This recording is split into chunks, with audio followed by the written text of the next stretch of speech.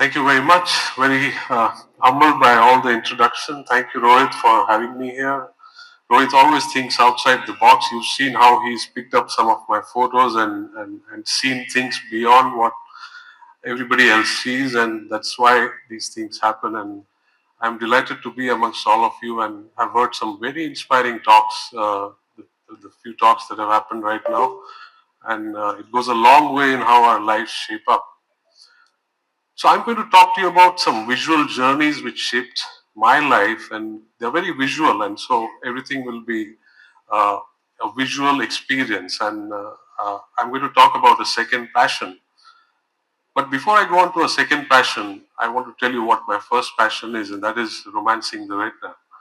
I know that all of you here are not ophthalmologists. Most of you are non-ophthalmologists, but I'm not going to bore you with a lot of retina or ophthalmology. But I've been practicing retina, doing surgeries for the last 30 years, and pretty much every day I'm going inside the eye. Eyeball is a very small structure. All of you are familiar with it, and we go in through very small instruments, very fine instruments, and then go in and every day see these visual wonders. So I want to show you how I see the eye. It's difficult from outside to see, but this is what I see, and it's always been an endeavor for me that if I'm operating, I'm seeing something, I should make it capturable such that my fellows can see, others can see when I use it for teaching or for any other tool that I do. We remove very, very fine membranes from over the retinal surface. This is a membrane which grows with aging, changes over the macula. Macula is the most important part of the eye, and it causes metamorphopsia, a lot of visual issues. And we go in and finally remove these membranes using very fine forceps. We play with a lot of colors. This is a brilliant blue dye we use so that we can stain some internal limiting membranes so that we can identify them easily and remove them. So in this case, you can see that because of the stain, I can see that membrane very well and I can remove it. Mind you, this is extremely magnified. We use microscopes and lenses to magnify something which is so small. And here I've just removed this membrane so I can expose some blood which is collected exactly over the fovea. It creates a blind spot in the patient's vision, and then we can remove this blood which is collected and is blocking the vision. And sometimes the blood is collected under the retina. Age-related macular degeneration, a lot of you are familiar with the term, very common condition happening as the age increases. We go in and remove the blood from under the surface of the retina, and so that the central part of the fovea can get cleared and the vision can come back in these patients. So this is what is my first passion, and my endeavor has been to capture the visuals. Apart from knowing that you are giving back vision to the patient, it's this beauty, the visual experience is stunning, and which is why it remains my first passion. But you've all heard the word that if you choose a job that you love, you never have to work a single day. But I would tweak it, because even if you love your work, you will still have to work very hard at it. But maybe you will not resent it. And as doctors, I think we do a lot of multitasking every single day.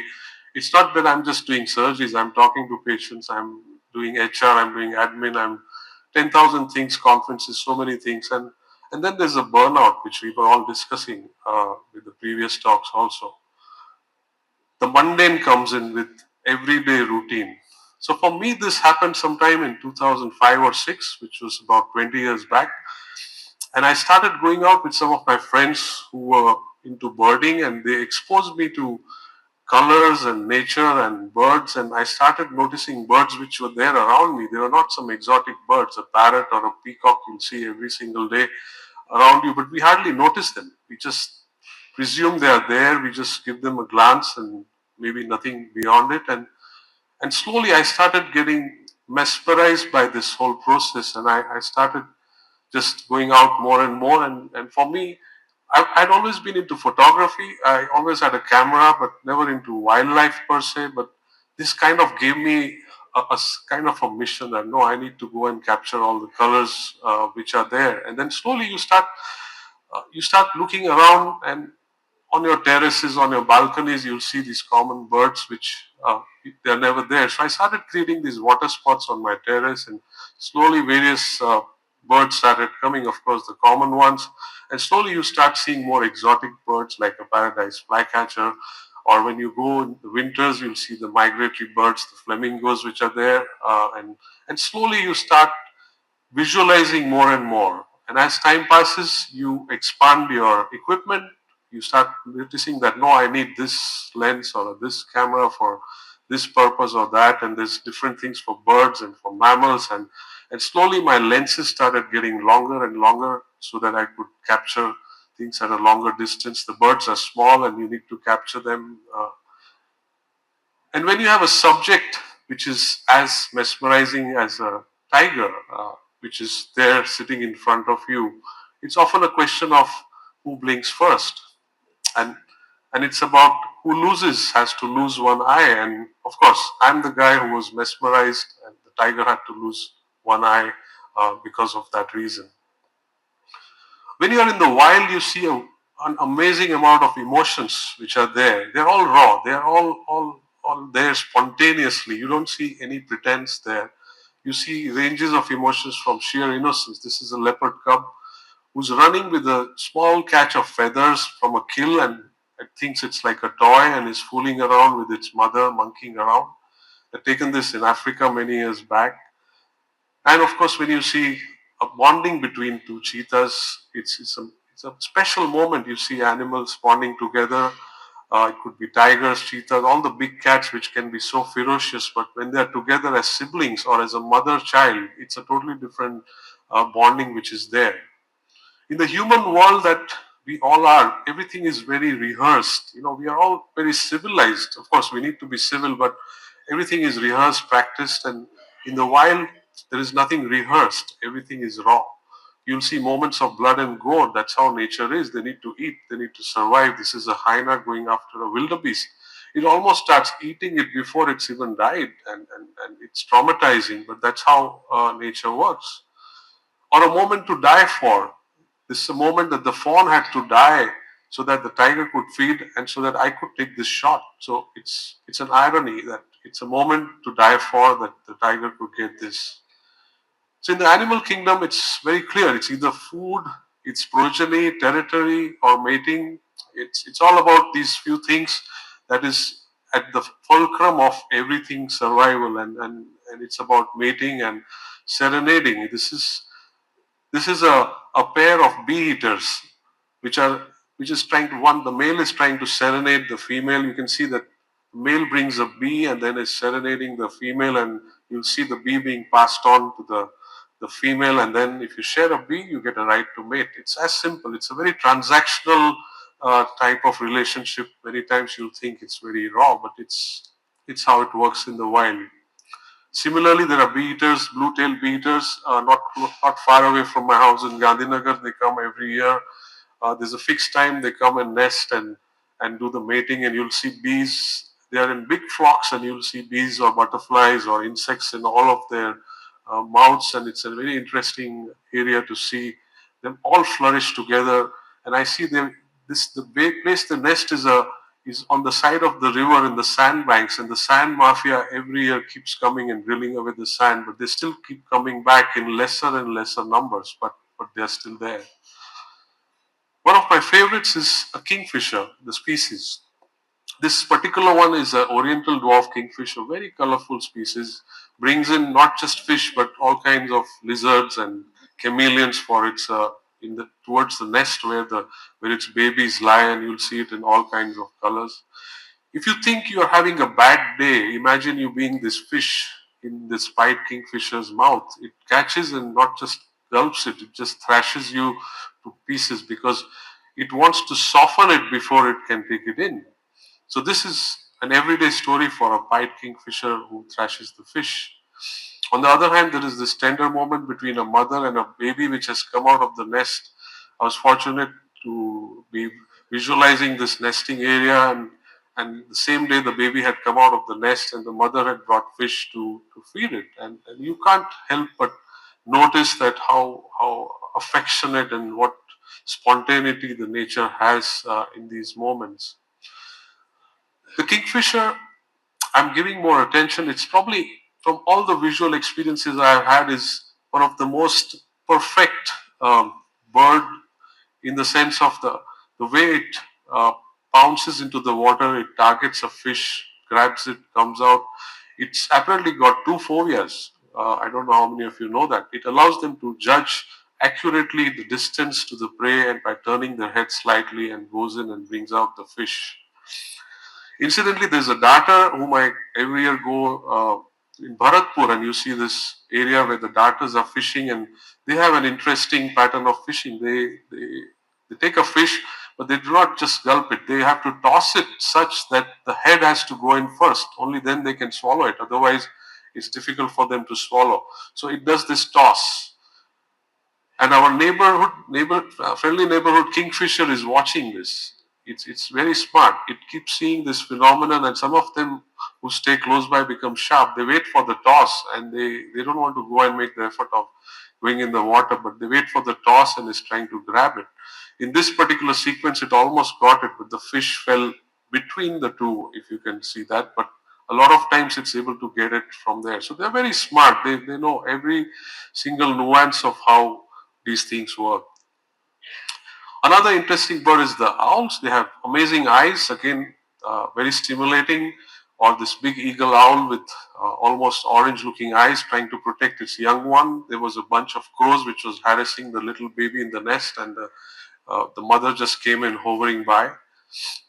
And at times you see a swarm. These are weaver bird swarms. We call this murmuration, this phenomenon where they flock in together, and it's also for their safety from predators, bigger prey birds, and they come in and they try to feed together, and you see this flock all moving together. And this year, interestingly, in Ahmedabad, there is this heritage uh, place called the Sidise Jali, one of the iconic monuments of Ahmedabad, and this year the starlings decided to nest very close to this monument, and every evening at 5:36 before sunset they will all come and flock there, and this whole murmuration created a very surrealistic scene in that area.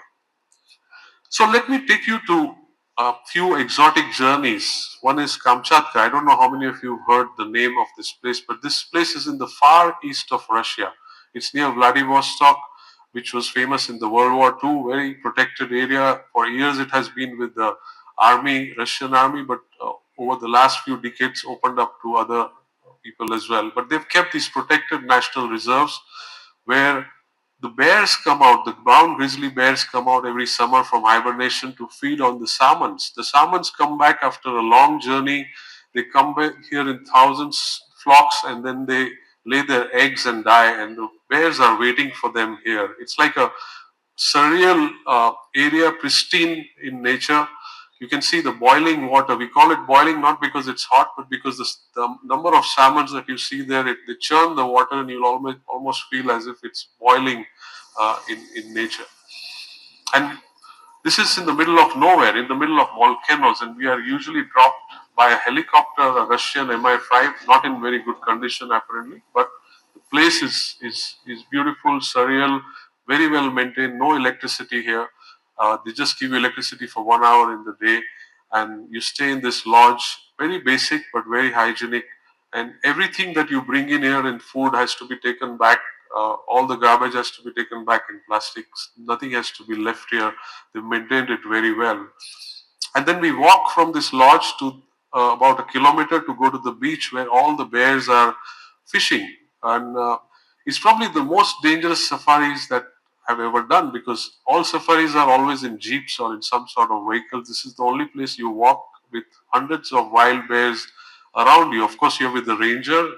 He knows the behavior of the bears. You exactly follow their order and be there. But we are about 30-40 feet from this whole bunch of bears which are busy fishing.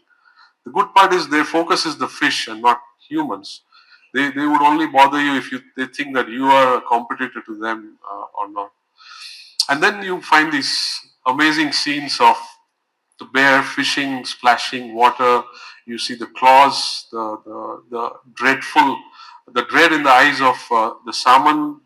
about what's going to happen to it in a few seconds, being shred open, and they have to take in as many salmon as possible in the summer so that in the winter when they have to hibernate, they cannot eat. So the bears are constantly at it, all of them jumping and at it. The testosterone flies high. The males are, as you can see, are constantly at each other's heads. If one catches a fish, the other one is there to grab it, and you'll see a lot of these scenes happening with water splashing all around them. You also see the beauty of the mother walking with three cubs here. These cubs were probably born in hibernation. They are 3 or 4 months old. This is their first exposure to the outside world. And imagine them coming to this whole beach where a water polo match is going on, hundreds of bears jumping and pushing each other and kind of playing around. So the mother is very watchful, very protective because many other adult males can be dangerous to the cubs. So she wants to do the fishing, but she's also very watchful, protective. And if a male comes close by, she is very aggressive and snarls. And you can see how the cubs are hanging on to her back while she protects them from the males. On the other hand, you see the cubs, it's a learning ground for them. They are very keen, very curious, watching everything around them, how the fishing is happening in a year or two. They'll be doing the same thing. And it's a school for them, what's happening. And in the water, the very common scenes where you see this whole water garland because the mother is fishing and every time the water is coming out from their mouth. And the impressionable scene that was left with me was this one, where the mother is there with three cubs, precariously balanced. Uh, as I said, have come out for the first time. They don't like the cold water. They are dangling on this branch, so precariously balanced. But on the other hand, you also get to know that over the years, the number of salmons which are coming in are getting less and less for the bears to feed, and the whole cycle is getting less and less. The global imbalance of all sorts of environmental impact is occurring, and that gave rise to the concept of precarious balance. During the COVID time, I sat down to write a profitable book on this whole experience. My pet dog helped me do the proofreading of the book, and Dr. Namrata was very kind to launch it at the AIOC in Mumbai, the book, which carries this whole story with all sorts of descriptions of the experience of the bears and the fishing and how the whole environment is impacting this precarious balance of that. From here, my favorite are the bears. By now, you already know that. I'm taking you to another bear, which is the polar bear, the king in the north, as they call it. For this, you need to go to Arctic. And how do you get there? You go to Norway. You take a flight from Norway, Oslo, to another 3 hours to a city called Longyearbyen, which is in the heart of Svalbard. And once you reach Svalbard, you get onto a ice-breaking ship like this, uh, in which you stay for 10 days and go into the fjords to look for these beautiful Arctic wildlife which is there. So this is typically the visuals of that area. That is the ship, and the small dinghy that you see is called the Zodiac. Uh, every time we would sight some wildlife, they would bring us into these Zodiacs and take us closer to them. And this is how you would see us together. The ophthalmologists amongst you would recognize Somnath and Shobit with me. Constantly, always we go there to these places together and have always been partners in these journeys. These are beautiful landscapes, melting of the ice. Rohit was showing you that clip of the sound of those bells on the cattle, and here I don't have that sound, but when we are in the zodiacs, there is the sound of the melting ice. There is nothing else around you, and you can hear the sound of how the ice melts. Just total quietness otherwise, and it's totally surreal. The kind of images that you see here leaves you totally mind boggled. The kind of the how the whole environment has made these sculptures by itself, colors, the different type of patterns which come up here are amazing. And then of course the Arctic wildlife. These are the walruses. You see a whole family resting on a ice on the backdrop. You see this mountain or a glacier, or you see this bearded seal which is there. The favorite meal for a polar bear apparently is resting, and it's a huge chunk of fat, and that's why the polar bear loves it. It's a lot of meat in it, and this is how it looks like. At times it goes in and gives you a peek from the water and is trying to study you. And then there are these Arctic birds. These are the most harshest circumstances that any wildlife can survive in. It's only snow, ice, water, nothing else to survive by. This is the skua, and these are the kittiwakes, the black leg kittiwakes which are there. They all survive this harsh weather and thrive in numbers in this particular area. Or a glaucous gull, which seems like it's guarding the glacier behind, is standing guard there. These are all the Arctic birds which are there. And of course, the reason we were there is this polar bear. You can see how patiently it is sitting on the edge of a pack ice, sniffing for seals. It can sit here for hours together. It has a lot of patience, no movement, nothing. It sniffs for the faintest smell of a seal or a crab which might come up for taking a breath, and it would go in. And that's why pack ice is so important to them, because as the ice is melting, they don't have this throne to sit on. It's only water. And in the water, the seals outrun the polar bear much faster. So they need to have the element of surprise, and that only ice can give them that surprise. And you can see how they guard the glaciers. This is a male polar bear guarding a glacier. We were in the zodiac, and you can see our ship in the backdrop of the polar bear, which is walking majestically through that ice which is there around. The blue colors of the ice, the melting ice, various areas, and it tries to go inside the water at times. It's a great swimmer. Just to give you a view of how we are in the zodiacs, and you see a polar bear on the move. A lot of places the ice keeps melting and you only see rocks, and which looks sad because you are used to seeing polar bears on ice, but a lot of times you see them only on rocks which they are walking, and they're not used to, their feet are not used to walking on rocks to a large extent, but slowly they are adapting to that also. And they are very good swimmers. They can swim for hours together at times, and they have a lot of stamina, a lot of resilience to do that. We were fortunate to see. I took two trips so far to the Svalbard. I went in 22, then I went in 24. I'm going again in August this year also. This was on my second trip. This mother and cub that we spotted together, and they decided to come to our ship.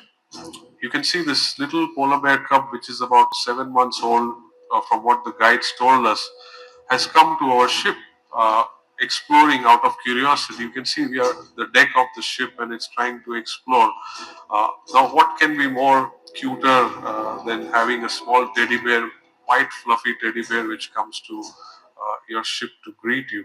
And this little cub looked very healthy, and our guides told us the way that it is behaving, it looks healthy because it's been well fed, because a lot of times, because of the harsh circumstances, it's difficult for the cubs to survive there.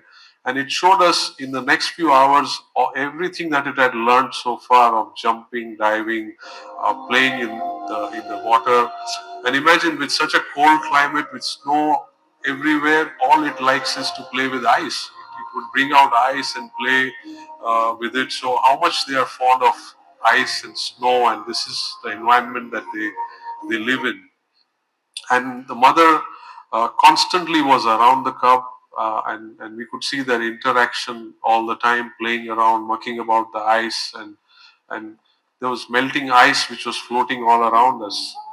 We were also fortunate to see a pod of beluga whales which came to the same area where we were watching the polar bears, and suddenly this whole pod of beluga whales decided to come and visit us in the same area. And you can see how curious the polar bears were. You can see a beluga whale popping out and a polar bear standing and looking at it. I think the cub had never seen a whale like this and was curiously watching it with the safety of the mother on the side as to what these bears are. And together they gave us these beautiful moments where they were hugging each other and playing around with each other. I don't think I've seen anything more beautiful. I think that there's a talk of the moment. I mean, these are those moments where when you watch them, you just forget everything else that is there. When my mommy yawns, I yawn. So It's like how they ape and how they copy everything they learned from the mother this time. There's another mother with two cubs, and this is one of those moments where how they were resting on the mother's back, cuddling up together. And this very interesting scene on our first trip, from a distance, we saw this polar bear on pure rocks, no ice, nothing, and it seemed to have something in its mouth. And when we went closer, we realized it was a gum boot that it was playing with, and it flaunted it to us. It was as if a polar footprint that, all the invasion by the species, the global warming, everything, the snow is going away, and it's holding a gum boot and showing us this sign which is there. So, to the last segment, where I want to bring you back to that you don't need to go to exotic places only to see these things. You can see all this stuff happening in your own house, in your own backyard, in your own terrace. This is my terrace. I put these water baths and put flowers around, and the sparrows and the silver beaks come every day. Uh, they are drinking water, or you have a robin drinking, and you see a dove coming and drinking water. You can find so many ways to capture the beauty that is around you, which is so naturally there. Or a robin, a magpie, which has decided to take a bath in the summer heat. And I take a lot of this by just putting my camera on a tripod, and I don't stand there because the birds don't like you to be close. So I control the camera with an phone app, which is much easier to do that. For example, this is a sunbird nest. It's totally camouflaged, and this is the setup. On the left is the sunbird nest. On the right is my camera on a tripod, and I sit a bit far away with the phone in my hand. And on the left, you see, is the app which controls my camera. So I can see exactly what the camera is, and I control it. And I can see the nesting part, which is there. A sunbird coming in to the nest, lays an egg inside, and sits there for hours together at times, and it doesn't get disturbed by anything, and it's very easy for me to capture this.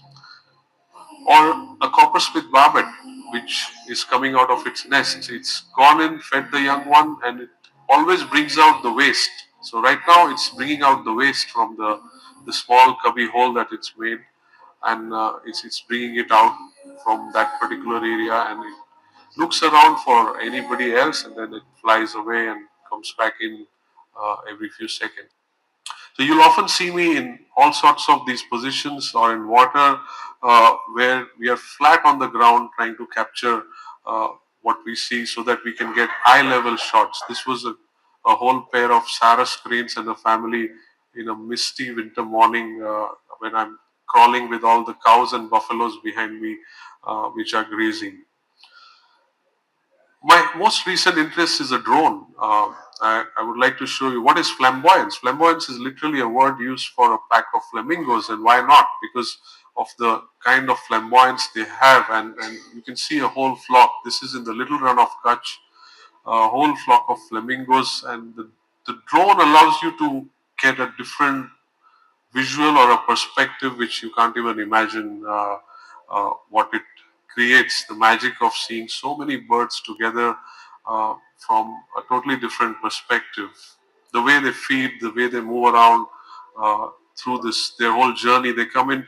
You are anyways in awe and in respect for them for having flown thousands of miles year after year. They come to the same place, find a place to feed in the summer, in the winters here, and go back once it's summer to their colder places thousands of miles away. So this phenomenon happens every single year, repetitively, all the time, and you see them taking off, different light, different perspectives. With the drone, you can use a different way to look at them instead of the regular way, and it creates a whole visual symmetry which is very surreal. Interesting to capture the shadows from an angle where you start thinking as if that's the real bird, but those are the shadows that are coming up in that.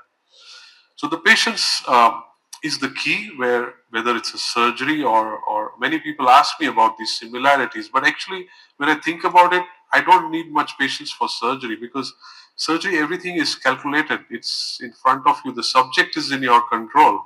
Uh, in wildlife, nothing is in your control. The subject is the last one in your control. You sit there patiently waiting for something to happen. You go to safaris, you don't see anything on a lot of time.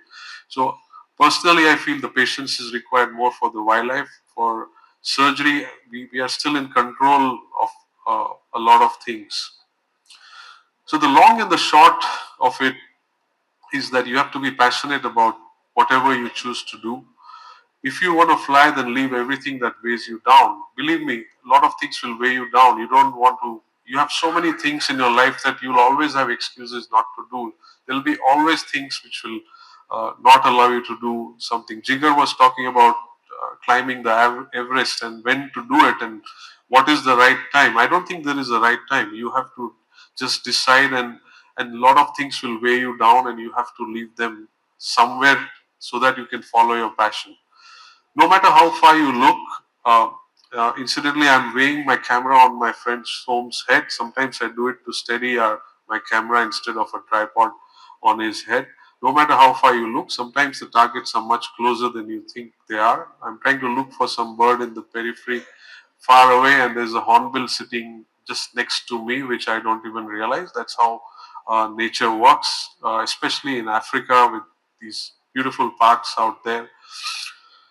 So life isn't about finding yourself, as they say. It's more about what you create around you. So I want to leave you with this whole clip of the most resilient mothers. Happy Mother's Day to all of you in the hall. And I think the polar bear mother is the most resilient of all. It has to raise cubs in the harshest of circumstances. There's nothing except ice and water that it plays with, and it's fighting the biggest enemy, which is humans. And we're just taking away their ice pack year after year after year. And so I keep getting tempted to go back again and again, and I'll probably go back again in August to see. But in the last two times I went, I could already see a depletion of ice in the areas that I had seen, and it's going away very fast. So if you look at this visual, you would realize that what we should save for our planet, for the next generation, if you want to see visuals like these. I was very happy that the inauguration was done with with the plant being watered, and I think it's a great symbolism. We all need to understand the impact of environment and how we need to be conscious, not just think about it, but we need to be conscious that in some way we should make a difference to the environment and the precarious balance around us. Thank you very much.